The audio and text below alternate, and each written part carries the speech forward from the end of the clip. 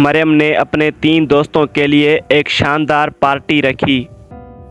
जब लारा वहां पहुंचती है तो देखती है कि मरियम को किसी ने मार दिया है। वो फ़ौरन डिटेक्टिव मेहुल को फ़ोन करती है।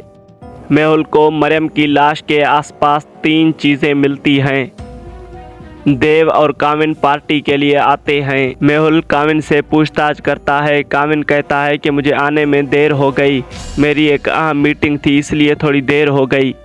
और देव कहता है कि मैंने मरियम को कहा था कि मैं थोड़ी देर से आऊँगा। मेहुल उन तीनों को पेन और एक कागज़ देता है और उन्हें कुछ लिखने के लिए कहता है। इन तीनों के लिखने के बाद मेहुल फ़ौरन समझ जाता है कि मरियम को किसने मारा है। क्या आप बता सकते हैं कि मेहुल को ऐसा क्यों लगा? सोचिए और अपना जवाब हमें कमेंट करें।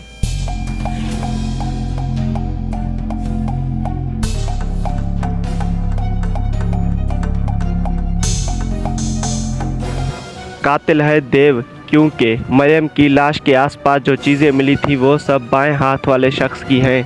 इन तीनों में से सिर्फ बाएं हाथ वाला शख्स देव ही है, तो इसलिए मरियम का कातिल है देव।